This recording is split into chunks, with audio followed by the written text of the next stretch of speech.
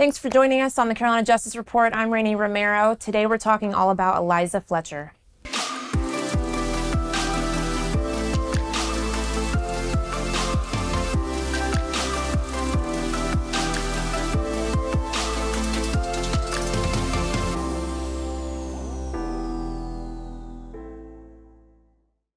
Thanks for joining us. I'm here with attorneys Sharday Crawford and Amy Lawrence. How you doing, ladies? Okay. Pretty good.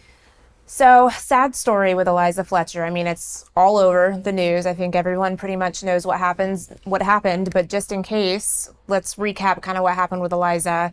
Either of you want to kind of tell us the backstory? So Eliza was a 34-year-old mother of two, who went out jogging, got up at 4, hit the pavement, something she did practically every morning. And as someone who works out very early in the morning, I know what that looks like, because when you're a working mom, right, you gotta hit it hard early. Mm-hmm. If not, you won't have the time or the energy to do it later. And she doesn't come back. And we know that someone called in and said that they had found a cell phone and like a flip-flop, a slide, which is what my kids call like Adidas, like flip-flops, the kind that, doesn't have a toe place or whatever, just slide your foot in like we have for soccer. And they start going back and looking, and somebody called in a struggle, that they'd seen a struggle or heard a struggle earlier in the morning. And then at 7 o'clock, the husband realizes she has not come back yet, because he's up trying to wrestle kids and wrangle them, and he realizes she's not back yet, and he calls the police, and they put it together very quickly. Well, this was caught, at least a portion of it was caught on on film, right? So they started pulling cameras. I mean, the police went to work very, very quickly. And the good thing is that it happened around the Memphis University, so the college campus, which means they had all this footage to go by. And what they found was that she was stalked by a car and taken by a man, and she fought like hell. And part of that struggle is her cell phone ends up on the ground and his shoe comes off. And have you ever seen DNA evidence come back in hours? I have not. No. I've never seen that before. Never. Mad kudos to the Memphis police, because they did DNA testing on that slide within hours, which is just unheard of. It takes sometimes years to get DNA back. Wow. But it got processed very quickly, and they realized who it was because it hit a match, and the match was Cleothian. What was his last name? Henderson. Yeah. And he had actually been in prison for 20 years for kidnapping a lawyer, and taking him to an ATM, and he happened to see a Metro police officer, and he screamed for help, and everybody went running. But he did 20 years in prison for that, for kidnapping before. And so they went looking for him, and They found him, right? and they found him, and he went running, and then they found his brother, and his brother said they was acting all weird that morning, and was cleaning his car like a crazy person. Floor cleaner all in the car, and that he also washed his clothes in the sink. Yeah. And so they got a hold of, they finally found him, and then they found her body about 7 miles from his brother's home. Just a terrible story. This is kind of in a string of runners that have been kidnapped and raped and killed over the course of, I feel like the last few years. There was kind of like a string of runners that we found out about this kind of thing happening to.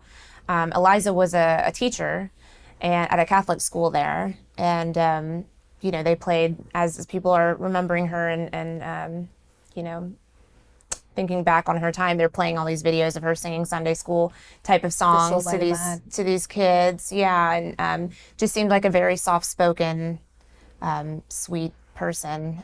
So it's just a terrible thing. I saw one of the press conferences where they had her family kind of lined up. This was before they actually found her body. So the family was asking for just any evidence or if anybody saw anything. And I mean, gosh, you just see the pain on the family's face. I mean, I just can't imagine something like this going on. But and it just came out recently that Henderson, the guy who was charged or has been taken in, that he did this with somebody else. So just recently it has come out that He was just indicted for another female abducting and raping her. I don't think she was killed, but so new stuff is coming out about this guy of other things that he's done as well. Do we know the cause of death for Eliza yet? I don't think I don't think that's come out yet. I know that, I mean, there's like all kinds of really unusual things. Just, I mean, I think the DNA getting processed very quickly is just really weird. It come out that she's like an heiress. I don't think that really has anything to do with it. No. Yeah, I feel like that's a weird thing to bring up. I know. Well, like it gets a better headline is what what you're thinking. You know, right after it happened, I guess like on social media, when they start talking about this, there were comments about, well, why was she running at that time of morning? And, you know, it's kind of like, you know, saying, why did a girl deserve to be raped because she was wearing a short skirt? And like that is taking the light off of what's most important. And, Right.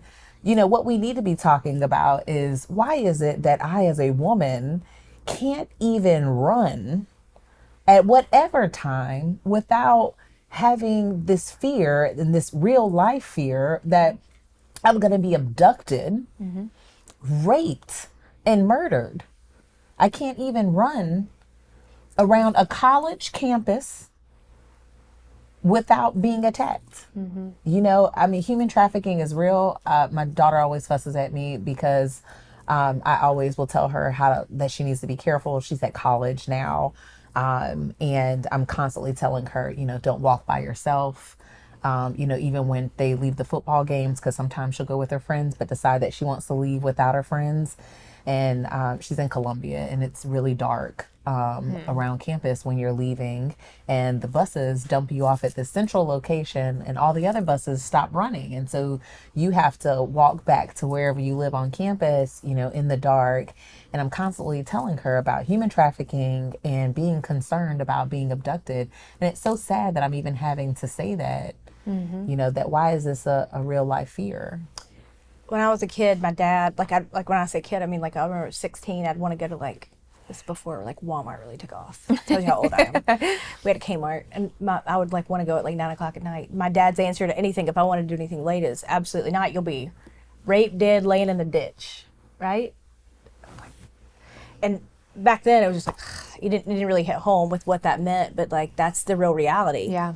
Is that as a woman, you have to worry about these things, and you have to be hyper vigilant, and you have to be watching. And you know, we do a lot of work with sexual assault survivors, and we always get this weird pushback from the parents, and it's women too, not just dads. It's like, well, like, you know, she shouldn't have been drinking, or this or that, or why was she even there? And I'm like, I should be able to get naked and run through the streets completely hammered and drunk, and not have to worry about somebody raping me and killing me. Like that's the problem is like that's where we put the narrative.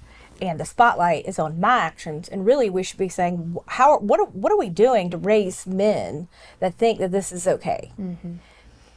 You know, whether it's like sexual violence in pornography, I mean, like we need to take a look at all of it.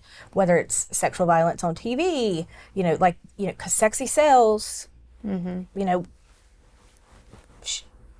Eliza Fletcher, this happens every day, all day, in every community across America.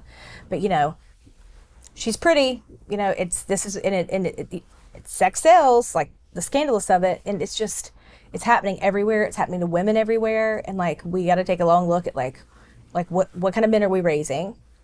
And it's not just that like, well, my kid doesn't rape anybody. I've told them we don't do that kind of thing. But it's also, what are you doing? Like, we also need to teach our kids that when we see things, that we stop it. When life gets ugly, just to